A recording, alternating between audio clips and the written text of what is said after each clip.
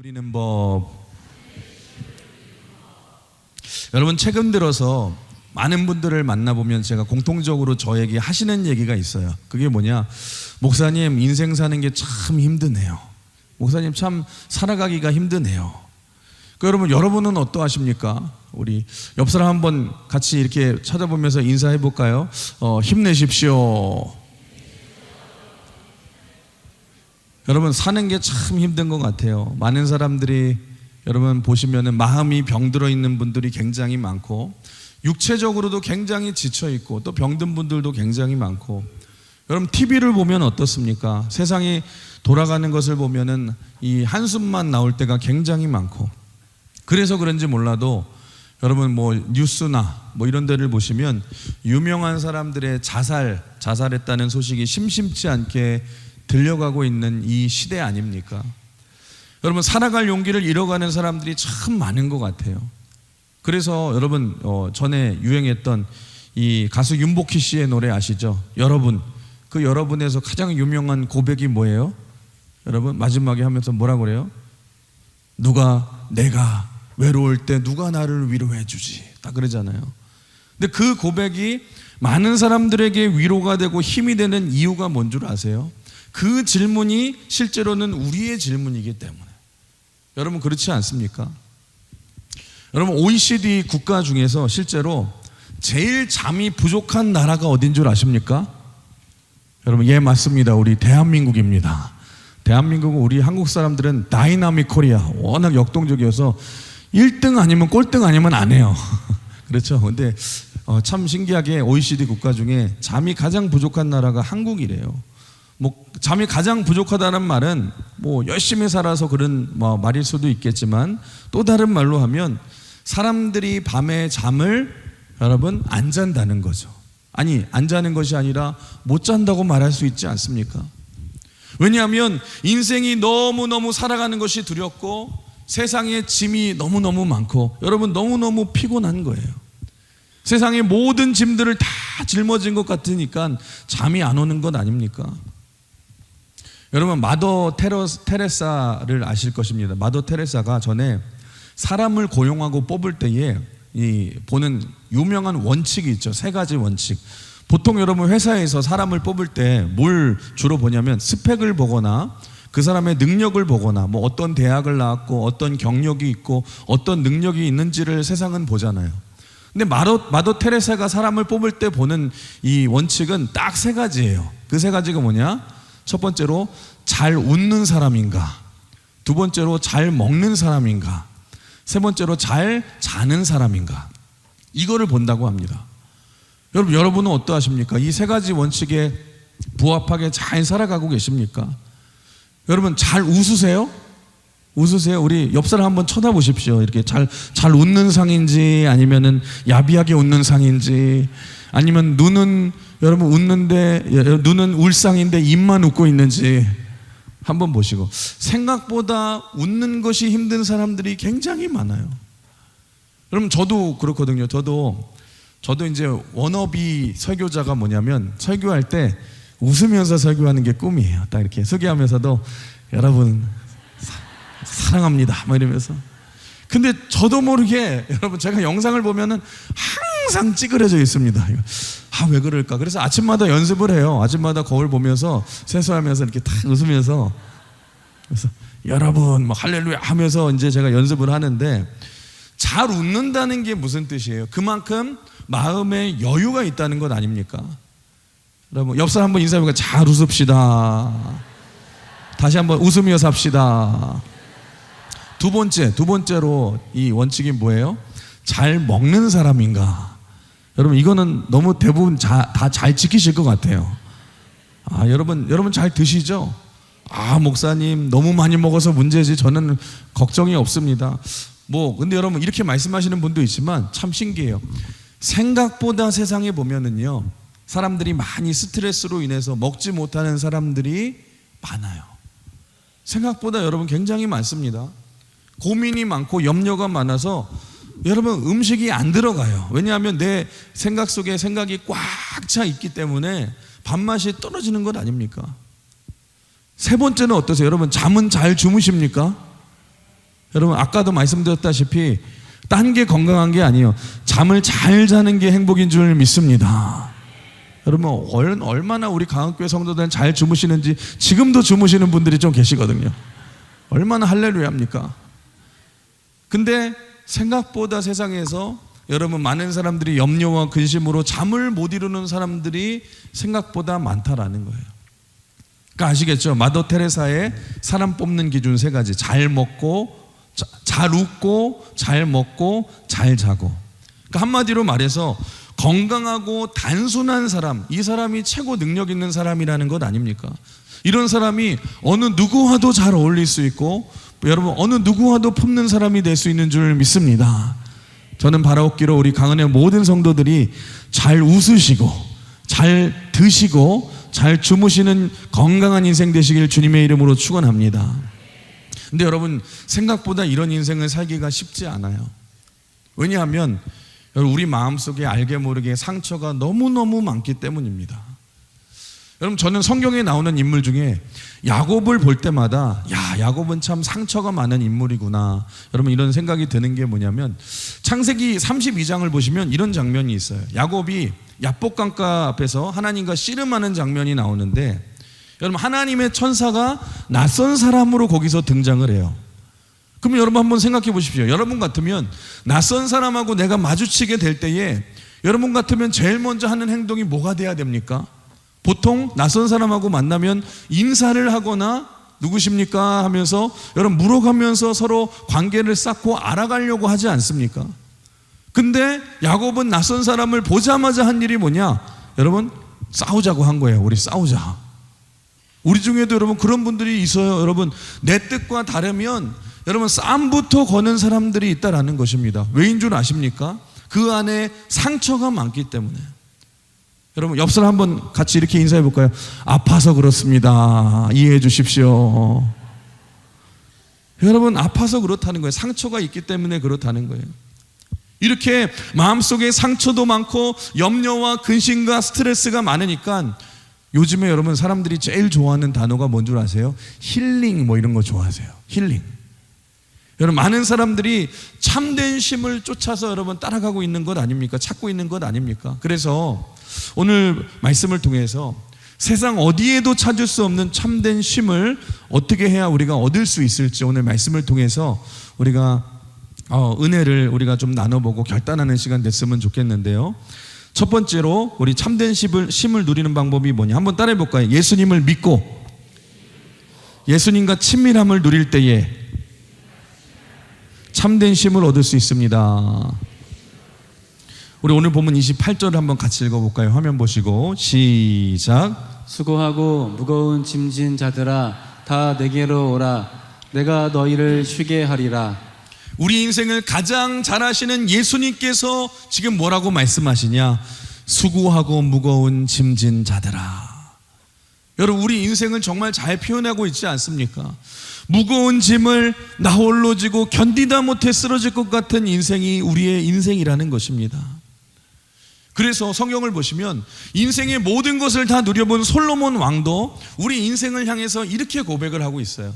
우리 전도서 2장 22절 같이 읽어볼까요? 시작. 사람이 해 아래에서 행하는 모든 수고와 마음에 애쓰는 것이 무슨 소득이 있으랴. 일평생에 근심하며 수고하는 것이 슬픔뿐이라. 그의 마음이 밤에도 쉬지 못하나니 이것도 헛되도다. 아멘. 여러분 우리가 얼마나 평소에 바쁘게 살아갑니까? 여러분 행복하기 위해서 성공하기 위해서 새벽부터 일어나서 종일 우리가 하루 종일 최선을 다해 살아가요. 대충 살지 않아요. 어떻게 살아야지 우리가 성공할 수 있을까? 어떻게 해야지 인생의 행복을 찾을 수 없을까? 우리가 인생을 끝없이 헤매고 있고 그런데 그럼에도 불구하고 평생 근심과 염려가 여러분 상처와 아픔이 가득하다라는 거예요. 마음이 복잡하여 밤에 잠을 이룰 수 없습니다. 그래서 솔로몬이 뭐라고 말했어요? 우리의 마음에 쉼이 없대요. 여러분 그런데 이것도 헛되고 헛된 인생이라고 말하지 않습니까? 여러분 그렇습니다. 인간은 어떤 존재냐? 인간은 쉼이 필요한 존재인 줄 믿습니다. 그래서 예수님께서 뭐라고 말씀하세요? 이 세상에서 참 많이 수고하고 무거운 짐을, 인생의 짐을 모두 지고 있는 자들아, 다 내게로 오너라. 내가 너희를 쉬게 하리라. 여러분, 그렇습니다. 인생의 참된 쉼은 여러분 예수 그리스도 안에서 얻을 수 있는 줄 믿습니다. 다 내게로 오라. 이 예수님께로 오라라는 말은 무슨 뜻이냐? 예수님을 믿고 예수님께 모든 짐을 맡기라는 거예요. 여러분, 예수님을 믿는다는 게 그렇다면 뭐예요? 여러분 말하잖아요. 예수님을 우리가 믿는다고 말하는데 여러분 무엇을 믿는 것입니까? 우리 마태복음 16장 16절에 황제를 숭배하는 가이사라 빌립보라는 도시에서 예수님이 제자들에게 물으시죠. 너희는 나를 누구라 하느냐? 그때 시몬 베드로가 이런 멋진 믿음의 고백을 하죠. 뭐라고 그래요? 주는 그리스도시요 살아계신 하나님의 아들이십니다. 여러분, 그렇습니다. 우리가 믿는 믿음의 핵심이 뭐냐?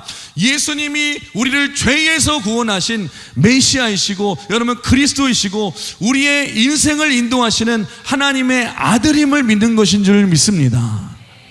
여러분, 우리가 믿는 핵심이 그거라는 거예요. 우리가 어떤 존재예요, 여러분? 우리는 죄로 소망이 없던 자들 아닙니까? 여러분, 어릴 때 많이 불렀던 찬양 기억나십니까? 이 찬양, 나는 구원 열차 올라타고서 하늘나라 가지요. 여기까지 그만하겠습니다. 여러분, 우리가 예수님을 믿으면 여러분 우리가 뭐라고 그래요? 예수님의 은혜로 우리가 구원을 받는다, 이렇게 말하잖아요. 그게 무슨 뜻이냐면 한마디로 말하면 내 신분이 변화되었다는 뜻이에요. 우리의 신분이 원래 무엇입니까? 우리는 죄로 인해 멸망받을 존재였는데 우리는요, 한마디로 말하면 여러분 지옥행 특급 열차를 타고 있는 소망이 없는 자들이에요. 여러분, 이 지옥행 특급 열차에 대해서 조금 더 설명을 드리자면 이 열차는요 중간에 쉬는 역이 없고 오직 타는 곳과 내리는 곳밖에 없는 열차입니다. 타는 곳은 어디예요? 세상에서 타고 내리는 곳은 지옥입니다. 그런데 문제는 뭐냐? 이 열차가 여러분 지옥을 향해 가서 조금씩 뜨거워짐에도 불구하고 이 열차는 안에 에어컨이 너무너무 빵빵해요. 에어컨이 너무 빵빵해서 지옥에 가는데 겉은 뜨거운데도 안이 너무너무 시원해서 우리가 지금 어디를 향하고 가는지를 모른다는 거예요. 그리고 종착역인 지옥에서 내릴 때에 여러분 마지막에 깨닫겠죠. 아, 여러분 이곳이 내가 멸망하구나. 나의 의는 한계가 있구나. 이게 인간의 운명이라는 것입니다. 그런데 예수님을 믿는다는 것은 뭐냐? 예수님을 믿고 구원받았다는 것은 무슨 뜻이냐? 이런 지옥행 열차를 타고 있던 우리를 천국행 열차로 옮겨 타게 만들어 주셨다는 거예요.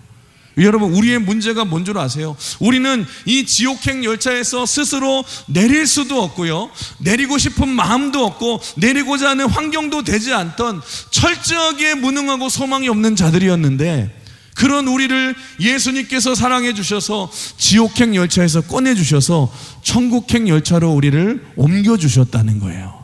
이걸 누가 하셨어요? 예수님이 하셨다는 거예요. 여러분, 우리의 어떠한 공로나 노력이나 힘이 아닙니다. 전적인 하나님의 은혜인 줄 믿습니다. 이 사실을 받아들이는 것을 믿음이라고 하고 그 믿음에 의해 우리가 은혜로 우리가 구원받게 된 줄 믿습니다.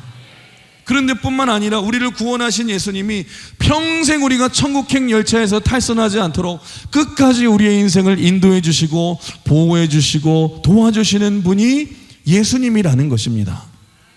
아시겠죠? 그러니까 예수님을 우리가 믿는다는 것은 뭐냐? 예수님이 우리를 죄에서 구원한 구원자시오, 또한 천국 가는 그날까지 우리의 인생을 인도하시는 우리의 주님이심을 믿는 거예요. 그래서 내가 너희를 쉬게 하리라. 즉 우리가 예수님을 믿고 예수님 안에 거할 때에 우리는 참된 쉼을 얻을 수 있는 줄 믿습니다. 그래서 여러분, 예수님을 믿고 예수님을 인격적으로 만나면 어떤 일이 벌어지냐? 우리 안에 있는 아까 말한 모든 인생의 염려와 근심과 상처로 굳어져 있던 내 마음이 깨지기 시작하고 내 마음이 부드러워지기 시작해요. 이걸 뭐라고 말하냐? 믿음의 변화라고 말을 해요. 그러니까 신앙생활이라는 게 뭐냐? 수고하고 무거운 짐진 자들아 다 내게로 오라. 한마디로 말하면 여러분 예수님과 날마다 가까워지는 거예요. 날마다 더 가까워지는 거예요. 날마다 내가 주와 함께 가고 날마다 주님께 나아가는 것이고, 여러분 가까이 함이 능력인 줄 믿습니다. 어린아이들을 보시면 여러분 어린아이들이 신기해요. 어린아이들은 내 주변에 엄마 아빠가 있다는 사실을 딱 눈치채고 알고만 있으면 어떤 환경에서도 겁내지 않습니다. 당당합니다. 근데 애들이 언제 쫄아요? 어느 순간 막 놀다 보니까 내 주변에 엄마나 아빠가 없다는 것을 여러분 직관적으로 깨닫게 되었을 때에 여러분 두려워하지 않습니까? 신앙생활이라는 것도 마찬가지라는 거예요. 여러분 우리의 인생의 두려움을 이길 수 있는 최고의 방법이 뭐냐? 여러분 두려움보다 더 큰 존재를 만나야 되는 것인데 그게 누구예요? 하나님 아닙니까? 인간은 두려움보다 더 큰 존재를 만날 때에 두려움을 이길 수 있는 줄 믿습니다. 즉 나를 사랑하시고 나를 구원하시고 인도하신 예수님을 만나고 그 주님과 날마다 교제할 때에 인생의 참된 쉼을 누릴 수 있다라는 것입니다. 여러분이 인생을 살아보셔서 잘 아시잖아요. 인생을 진짜 살다 보면 진짜 행복이 어디서 나옵니까? 여러분 느끼잖아요. 진짜 행복은 소유에서 오는 것이 아니라 관계에서 오지 않습니까? 아무리 내가 돈이 많아도 내가 가지고 있는 관계들이 다 깨져 있으면 인생 행복하지 않아요. 그런데 내가 아무리 가진 것이 많이 없다 할지라도 여러분 관계가 풍성하고 관계가 좋으면 인생이 행복하지 않습니까? 여러분 우리의 인생도 우리 신앙생활도 마찬가지라는 거예요. 인생의 참 평안과 쉼을 누리는 핵심이 뭐냐? 하나님과의 관계가 좋아야 된다라는 거예요. 그래서 시편 25편 14절 한번 같이 읽어볼까요? 시편 25편 14절 시작. 여호와의 친밀하심이 그를 경외하는 자에게 있으며. 여기서 뭐라고 그래요? 여호와 하나님을 경외하고 그 하나님께 자꾸 나아가는 자에게는 뭐가 있다고 말해요? Intimacy with God. Intimacy with God. 하나님의 친밀하심이 우리에게 임한다는 거예요. 그래서 여러분 하나님과 친해지셔야 돼요. 신앙생활을 잘한다는 게 뭐냐? 하나님과 친해지는 거예요. 여러분 자녀를 키울 때도 보시면 여러분 과묵한 애가 있어요. 자녀를 키울 때 여러분 학교를 갔다 와도 무슨 일이 있었는지 애가 말을 안 하고 갔다 왔더니 무릎이 까져 있어. 막 피가 철철 나고 있는데도 왜 그래? 그러면은 말을 안 하고 숨기기로만 하고 피하려고만 하고. 그러면 부모가 어때요? 답답하죠. 좀 나에게 말해줬으면 좋겠는데. 근데 꼭 이쁨 받는 애, 사랑받는 애는 어떻게 해요? 여러분 학교 갔다 오면은 엄마한테 웃으면서 뭐라 그래요? 엄마 오늘 학교에서 이런 일이 있었고 저런 일이 있었고 누구는 나를 막 괴롭혔고 누구가 잘해줬고 이렇게 까졌으면 누가 어떻게 해가지고 내가 넘어져가지고 이렇게 됐고 다 나누는 아이들이 있다면 그 아이는 참 사랑스럽고 귀엽지 않습니까? 왜냐하면 전적으로 나를 의지하잖아요. 여러분 그 친밀함에서 사랑이 나오고 거기서 행복이 나오지 않습니까? 사랑하는 성도 여러분, 인생의 참된 쉼을 누리는 방법이 여기에 있습니다. 여러분 우리의 구원자이시자 우리 인생을 인도하시는 예수님을 믿으십시오. 날마다 그 주님과 교제하시길 주님의 이름으로 축원합니다. 그 주님과 날마다 가까워지셔야 돼요. 여러분 그렇다면 어떻게 해야지 주님과 날마다 가까워질 수 있습니까? 그 방법이 한 가지가 뭐냐? 여러분 주님께 여러분의 모든 것을 아뢰는 거예요. 한마디로 말해서 여러분 기도해야 된다라는 거예요. 여러분 기도는 딴 게 아니에요. 내 마음을 아뢰고 상처와 연약함도 아뢰고 여러분 주님께 날마다 고백하는 것, 거기서 여러분 친밀함이 생긴다는 것입니다. 날마다 기도로 주님 앞에 가까이 가야 된다라는 거예요. 여러분 기도가 뭐냐면, 기도는 우리가 기도를 오해하시면 안 돼요. 기도는 단지 내 필요한 것만을 구하는 간구가 아닙니다. 기도는 그 간구를 포함한 모든 것을 말해요. 기도는 뭐냐? 아버지 되신 하나님께 아버지 되신 하나님과 하는 모든 대화가 기도라는 거예요. 어린아이가 뭐가 필요할 때만 부모를 찾는 게 아니잖아요. 부모와 교제하고 언제든지 부모와 얘기하고 즐거울 때도 부모와 얘기하고 슬플 때도 부모하고 얘기하고 거기서 진정한 친밀함이 생기고 여러분 여기서 깊어진 관계가 생기지 않습니까? 모든 일을 부모와 함께 하잖아요. 신앙생활이 마찬가지라는 거예요. 하나님과 날마다 대화하고 늘 주님께 가까이 가며 아뢰는 것이 기도인 줄 믿으시길 바랍니다. 그 친밀함에서 능력이 나온다는 거예요. 여러분 잊지 마십시오. 예수님을 믿으시고 그 주님과 기도로 교제하며 친밀해질 때에 우리 인생의 참된 쉼을 누릴 수 있는 줄 믿습니다. 전에 어떤 큰 어려움을 당했던 성도가 어려움이에요. 굉장히 어려운 일이 여전히 있는데도 이제 지나가다 이렇게 교회에서 봤는데 얼굴이 너무너무 밝은 거예요. 그래서 물어봤더니 그런 얘기를 하시더라고요. 목사님, 제가 아직까지 문제는 해결 안 됐는데 하나님께 그래서 이 문제를 놓고 기도했더니 문제는 아직 완벽하게 해결은 안 됐는데요, 마음에 확신이 생기기 시작하고 저에게 믿음이 생겼어요. 그러면서 그 다음 하는 말이 여러분 참 멋지더라고요. 그런 말을 하시더라고요. 목사님, 지금은요 제가 산을 밀면 산도 밀릴 것 같은 믿음이 생겼어요. 멋있잖아요. 그래서 제가 한마디 했어요. 집사님, 저는 밀지 마세요. 여러분, 그게 하나님과의 친밀함 아닙니까? 친밀함. 여러분, 모세를 보세요. 시내산에서 40일 동안 주님과 독대했다고 말하죠. 하나님과 뭐 한 것입니까? 하나님과의 기도하며 그 친밀함을 누리고 나올 때에 성경은 뭐라고 고백해요? 표현합니까? 그의 얼굴에서 광채가 있었다고 말하지 않습니까? 여러분, 사람은 누구와 가장 많은 시간을 보내냐에 따라서 인생이 달라지는 줄 믿습니다. 여러분, 하나님과 친밀해지십시오.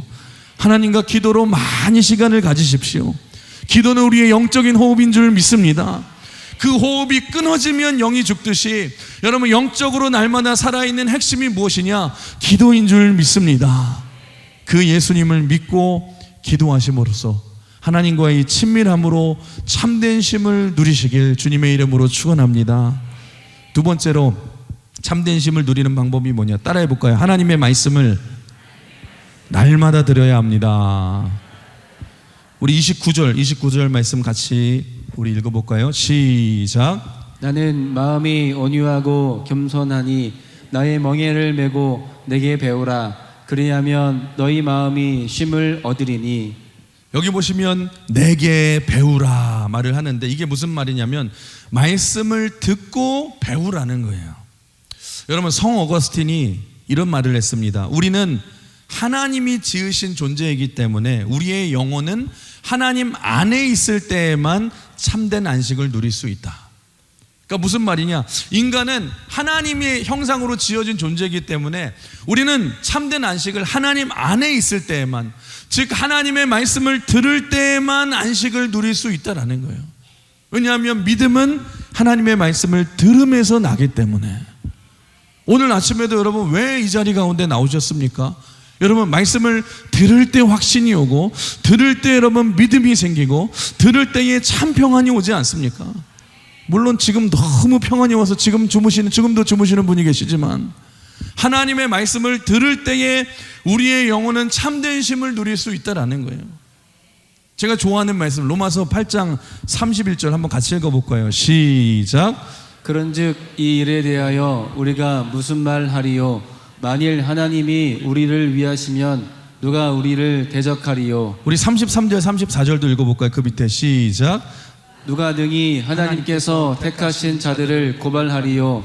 의롭다 하신 이는 하나님이시니 누가 정죄하리요? 죽으실 뿐 아니라 다시 살아나신 이는 그리스도 예수시니 그는 하나님 우편에 계신 자요 우리를 위하여 간구하시는 자신이라. 아멘. 계속해서 하는 말이 뭐예요? 누가 우리를 대적하리요? 누가 우리를 상하게 하리요? 강조하는 게 뭐예요? 예수님이 나를 위해 죽으시고 나를 대변해 주시고 나를 도와주시고 내 모든 죄를 사해 주셨는데 누가 나 감히 덤빌 수 있어? 누가 나를 건들 수 있어? 그 말 아닙니까? 여러분, 확실한 하나님의 약속과 십자가의 사랑을 내가 깨달을 때에 우리의 인생은 진정한 쉼을 누릴 수 있다라는 것입니다.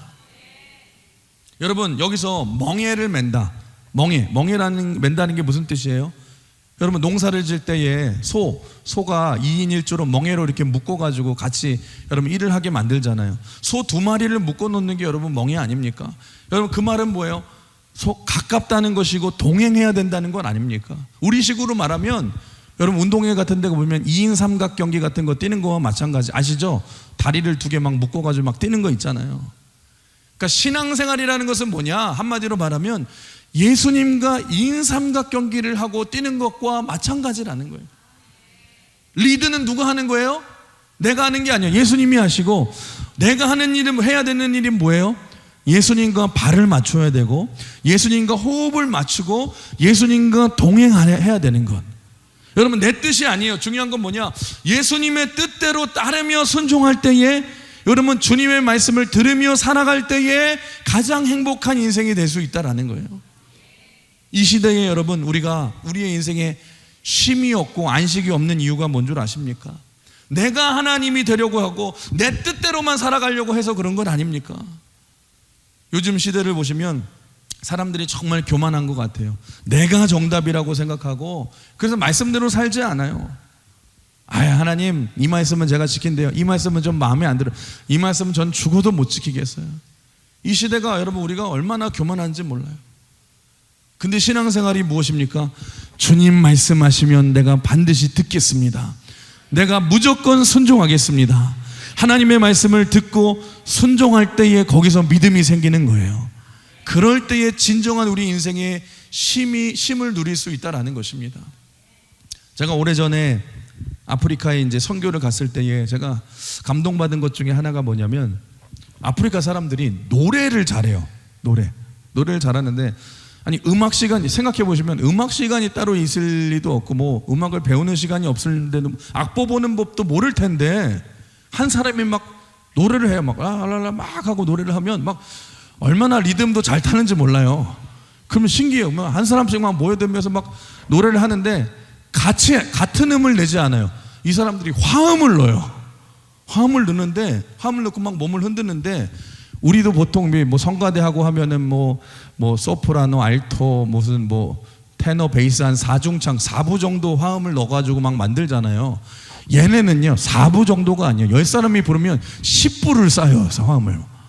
그러니까 여러분, 그 얼마나 음이 아름답게 들리고 얼마나 막 소름이 끼치고 얼마나 아름답게 만드는지 몰라요. 그러면 막 노래하고 찬양을 하는데, 여러분 인간의 본능 가운데는 뭐가 있냐? 화모니. 그러니까 여러분 화음을 맞추기 위한 맞추고 싶어하는 본능이 있거든요. 근데 여러분 이상하죠? 아프리카 사람들은 노래만 해도 화음이 되어서 아름다운 노래가 되는데, 우리같이 도시에 사는 사람들은요 화음이 안 돼요.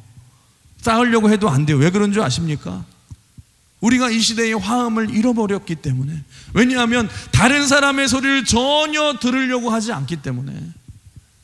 여러분, 우리가 예배 시간에도 이렇게 성경 봉독을 하잖아요. 같이 읽을 때 여러분, 우리가 리드하는 목사님이나 제가 이렇게 같이 읽지 않습니까? 근데 신기해요. 함께 소리내어 우리 읽어봅시다 하면은요, 제가 안 읽고 여러분만 읽게 시키면 어떻게 읽는 줄 아세요? 신기해요. 속도를 좀 맞춰야 되잖아요. 어떤 사람은 되게 빨리 읽어요. 여호와께서 선하심을 하면 또 빨리 읽는 사람이 있고, 또 어떤 사람은 혼자서 느리게 읽어요. 여호와께서 막 이러면서 느리게 읽어요. 여러분, 이 시대가 다른 사람의 음성을 들으려고 하지 않고 무조건 내 속도로만 가려고 하지 않습니까? 근데 여러분, 영성이라는 게 뭐냐? 영성은 잘 듣는 건데, 우리가 특별히 뭘 들어야 되냐? 하나님의 말씀을 잘 들어야 될 줄 믿습니다. 이 시대에 영성이 사라진 이유가 무엇입니까? 여러분, 남의 음성을 듣지 못하고 자기 소리만 외치고 있기 때문에. 여러분, 하나님의 음성을 들어야 될 줄 믿습니다. 그러면 하나님과 발걸음을 맞추기 시작하고 하나님과 동행하는 삶을 살기 시작할 수 있다는 거예요. 거기서 주는 참된 안식과 쉼이 있는 줄 믿습니다. 사랑하는 성도 여러분, 인생의 참된 쉼을 얻기 위해서는 말씀을 들으십시오. 말씀대로 한번 살아가 보십시오. 우리 인생이 쉼이 없고 흔들리는 이유는 뭐냐? 하나님의 음성을 듣지 않아서라는 거예요. 여러분, 예배를 떠나서는 절대로 안식이 없는 줄 믿습니다. 오늘도 날마다 하나님의 말씀을 듣고 배우고 주님과 동행함으로 말미암아 인생의 참된 쉼을 누리시길 주님의 이름으로 축원합니다. 주님의 이름으로 축복합니다. 마지막 세 번째, 참된 쉼을 얻는 방법이 뭐냐? 따라해 볼까? 예수님이 주신 사명의 짐을 질 때에 참된 쉼을 얻게 됩니다. 우리 다시 한번 29절 30절 같이 읽어볼까요? 시작. 금선하니 나의 멍에를 메고 내게 배우라. 그리하면 너희 마음이 쉼을 얻으리니. 이 말씀을 여러분 문맥상으로 보면은 좀 이상해요. 왜냐하면 예수님께서 지금 28절에서 내가 너희를 쉬게 하리라, 우리에게 쉼을 준다고 말씀하고 나서는 지금 29절 30절에 뭐라고 그래요? 나의 멍에를 메라 라고 말씀하시지 않습니까? 아니, 우리에게 지금 쉬라고 말씀하신 그 해놓고선 또 짐을 지라고 말씀하시잖아요. 이상하지 않습니까? 근데 여러분, 여기서 우리가 알아야 될 중요한 사실이 뭐냐? 진정한 쉼이라는 것은 뭐냐? 아무것도 안 하는 게 쉼이 아니라는 거예요. 여러분, 이거는 세상적인 논리고 세상적인 개념입니다. 성경에서 말하는 진정한 쉼은 뭐냐? 여러분, 한번 따라해 볼까요? 내 짐을 내려놓고 예수님의 짐을 지는 것입니다.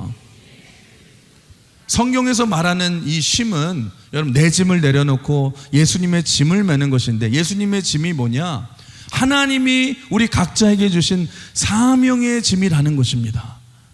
그래서 세상 짐을 내려놓고 사명의 짐을 우리가 감당하며 내 십자가를 감당하며 예수의 길을 우리가 걸어갈 때에 하나님이 우리에게 주시는 참된 쉼과 기쁨이 있다라는 거예요. 요즘 들어서 나이가 들어서 은퇴하시는 분들이 많잖아요. 은퇴해서 평생 아침 새벽부터 나갔다가 밤새도록 일하다가 들어오신 그런 인생 살다가 이제 은퇴하고 나서 갈 곳이 없으니까 쉬니까 여러분 그런 얘기를 많이 하시더라고요. 목사님, 제가 미치겠어요. 미치겠어. 그러면서 하는 말이 뭐냐? 목사님, 쉬는 게 제일 힘들어요. 쉬는 게, 특히 남자분들 많이 느끼시죠? 쉬는 게 제일 힘들다는 거예요. 여러분, 무슨 말이냐? 여러분, 본인들이 직접 느끼잖아요. 아무것도 안 하는 것이 쉼이 아니라 진짜 쉼은 뭐냐? 우리가 인생에서 가치를 창출하고 의미 있는 일을 하는 것이 진짜 휴식 아닙니까? 우리 인생의 진정한 쉼은 예수님이 맡기시는 사명을 감당할 때에 누릴 수 있는 줄 믿습니다. 우리가 축구 같은 거 할 때도 보세요. 우리나라 축구 국가대표팀 얼마 전에도 무슨 멕시코인가 축구 경기를 하던데, 축구 국가대표팀도 총 뽑히는 선수는 23명이 뽑혀요. 그런데 경기에 뛸 수 있는 선수는 몇 명이에요? 11명이에요. 11명. 다 뛰는 게 아니잖아요. 그러면 여러분 한번 생각해 봅시다. 23명이 경기를 뽑히는데 23명 중에 누가 가장 힘들어요? 가장 힘들어하는 사람은 누구예요? 뛰다가 부상당한 사람이에요? 아닙니다. 전 경기를 다 뛴 사람이 제일 힘듭니까? 아니에요. 여러분, 오히려 나라를 대표해서 내가 뛰었다는 것은 영광 아닙니까? 내가 국가대표라는 영광이 있잖아요. 누가 제일 힘드냐면 대표로 뽑혔는데 경기를 뛰지 못한 선수들. 여러분, 제일 힘들지 않아요? 벤치에만 앉아있는 선수들. 하나님께서 여러분 우리의 삶에 쉼을 주신다는 것은 무슨 뜻이냐면 우리를 출전시켜 주신다는 거예요. 주전 보장해 주신다는 거예요. 아니, 회사에서도 최고의 영광이 무엇입니까? 내가 중요한 보직에 있어서 여러분 가장 중요한 일을 감당하는 거 아닙니까? 아니, 자리 없다고 해가지고 문 옆에 그냥 앉아만 있으라고 하면은 그게 더 힘들잖아요. 예수님이 주시는 쉼은 무엇이냐? 쓸데없는 짐을 지는 것이 아니라 예수님이 주시는 사명의 짐을 질 때에 가장 영광스럽고 기쁨을 누릴 수 있다라는 것입니다. 여러분, 베드로를 보세요. 3번이나 부인한 베드로에게 예수님이 다시 찾아가셔서 낙심하고 깨진 베드로를 다시 일으켜 세워주시는데, 베드로에게 쉼을 다시 회복시켜 주신 방법이 뭐예요? 내 양을 먹이라, 내 양을 치라, 내 양을 먹이라. 다시 사명을 주시지 않습니까? 그 사명 가지고 뛰는 것만큼 영광스럽게 없잖아요. 그게 얼마나 영광스럽습니까? 사도 바울을 보세요. 여러분, 예수 믿기 전에는 핍박자요, 폭행자요, 자기가 말하잖아요, 회방자라고. 그러니까 요즘식으로 말하면 나는 이런 인간 쓰레기 같은 존재였다라는 거예요. 그런데 하나님께서 어떻게 바울에게 쉼을 주십니까? 사도 바울아, 너 쓰레기 아니야, 이런 말씀하시지 않았어요. 사도 바울이 제일 하나님 앞에 감동했던 포인트가 뭔 줄 아십니까? 우리 디모데전서 1장 12절 이런 말씀이 있죠. 뭐라고 그래요? 나를 충성되이 여겨 내게 직분을 맡기심이니. 이 쓰레기 같은 나를 예수님이 충성되이 여기셔서 내게 사명을 맡겨주셨습니다. 나를 이방인의 사도로 삼아주시고 이 먼지 같고 이 쓰레기 같은 존재를 주님 영광 위에 나를 사용해 주셨습니다. 그것에 감동해서 바울이 죽도록 충성하잖아요. 그 죽도록 사명 감당하잖아요. 사랑하는 성도 여러분, 잊지 마십시오. 참된 쉼이라는 것은 뭐냐? 아무것도 안 하는 것이 아니에요. 내게 맡기신 사명을 감당하십시오. 내게 맡기신 십자가를 감당할 때에 가장 영광스럽고 쉼이 되는 인생이 될 수 있는 줄 믿습니다. 제가 하는 목회도 보면, 목회도 신기해요. 신기한 게 뭐냐? 세상적인 눈으로 보면 목회만큼 스트레스 많은 게 없어요. 여러분, 진짜로 스트레스도 많고 힘들 때도 많고. 근데 여러분, 신기한 게 뭐냐? 여러분, 일이라고 생각하면은 눌려서 여러분 죽을 것 같은데, 주님이 주신 사명이라고 생각하면은요, 힘들어도 기쁨이 있어요. 감동이 있어요. 여러분, 영광이 있어요. 저는 목회가 너무너무 그래서 행복한 거예요. 감당할 힘이 생긴다니까요. 여러분, 선교 가는 것도 보십시오. 여러분, 이상하게 선교 갔다 오면 육체적으로 힘들어요. 근데 신기하게 영적으로는 쉼이 있어요. 영적인 회복이 있다니까요. 여러분, 주님의 일을 통한 하나님이 주시는 참된 이 평안이 있고 휴식이 있다니까요. 그게 뭐냐? 주와 함께 멍에를 맺는 것 아닙니까? 여러분, 어릴 때 생각나세요? 어릴 때 저도 그런 적 있었는데, 초등학교 때, 국민학교 때 갑자기 이제 방 안에 있었는데 갑자기 선생님이 심부름을 시킬 때가 있어요. 야, 그 많은 애들 중에, 야, 김신영 일어나봐. 그래서 왜 그러십니까? 그러면 이거 옆반에 선생님한테 이거 갖다 주고 와. 여러분, 사실 이거는요, 지금 생각해보면 사실 돈도 안 주고 시켜 먹는 부당 여러분 노동행위거든요. 그렇잖아요. 근데 기분이 무지무지하게 좋아요, 저는 그때. 왜요? 자부심이 생겨요. 왜냐하면 내가 선생님의 사명을 받아서, 큰 사명을 받아서 뭔가 내가 옆반 선생님에게 전달해주는 대사가 된 것 같아요. 영광스러운 거예요. 그 사명을 가지고 애들 다 수업하고 있을 때 알겠습니다 그러고 수업하고 있을 때 나갈 수 있는 짜릿함 아시죠? 나가가지고 옆반으로 당당하게 걸어가서 똑똑 문을 뚫어요. 수업하고 있는 똑똑 문을 열면 그때 딱 열었을 때 모든 아이들이 나를 쳐다보면 뿌듯함과 영광을 아십니까? 모든 아이들이 다 나를 쳐다볼 것 같은 자부심. 제가 왜 왔지? 이때 선생님 심부름 왔습니다. 그 영광스러움. 여러분, 우리도 마찬가지라는 거예요. 여러분, 우리는 하나님의 거룩한 사명을 감당하는, 여러분, 우리는 영광스러운 사람인 줄 믿습니다. 그걸 우리가 일이라고 생각하지 말고, 여러분, 하나님이 내게 주신 영광이고 감격이라고 생각한다면 얼마나 기쁨으로 감당할 수 있겠습니까? 사도 바울이 그걸 알았다는 거예요. 나를 능하게 하신 예수님께 감사함은 나를 충성되이 여겨 내게 직분을 맡기심이니, 내게 사명을 맡기시니 그것보다 영광스러운 게 어디 있겠습니까? 여러분, 잊지 마십시오. 우리 인생의 참된 쉼은 예수님이 내게 주신 멍에 그 사명을 감당하며 그 주님과 동행할 때에 누릴 수 있는 줄 믿습니다. 그래서 마태복음 6장 33절 마지막으로 같이 읽어볼까요? 시작. 그런즉 너희는 먼저 그의 나라와 그의 의를 구하라. 그리하면 이 모든 것을 너희에게 더하시리라. 아멘. 내일 다 하고 나서 주의 일을 하는 것이 아니라, 그러면 인생에 쉼이 없어요. 여러분, 내게 맡겨진 일에 언제라도 주어지면 충성하십시오. 그럴 때에 참된 쉼을 누리고 승리하게 될 줄 믿습니다. 말씀을 정리하겠습니다. 사랑하는 성도 여러분, 이 시대가 참된 안식이 없는 시대예요. 모든 사람이 수고하고 무거운 짐을 지며 지쳐 있을 때에 그때 주님이 뭐라고 말씀하십니까? 진정한 쉼이 뭔지 아니? 여러분, 뭐라고 그래요? 진정한 쉼은 첫 번째로 내 인생의 구원자이자 주님이신 그 예수님을 믿고, 예수님이 나를 구원하셨습니다. 앞으로 내가 천국 가는 그날까지 예수님이 내 인생을 인도해 주십니다. 그 사실을 믿고 그 주님과 친밀함을 누릴 때에, 여러분, 친밀함이 능력인 줄 믿습니다. 그게 인생을 살아가는 여러분 파워인 줄 믿습니다. 기도로 주님과 가까워지십시오. 그럴 때 참된 쉼을 누릴 수 있고, 두 번째, 우리는 말씀을 들어야 사는 존재인 줄 믿습니다. 말씀을 들을 때에, 그리고 그 말씀대로 순종할 때에, 주님과 발자국을 맞출 때에 우리 인생에 참된 기쁨이 있는 줄 믿습니다. 그 세 번째, 제일 중요하죠. 예수님과 함께 사명의 멍에를 우리가 맬 때에 우리 안에 영광이 있고 기쁨이 있고 참된 평안이 임하는 줄 믿습니다.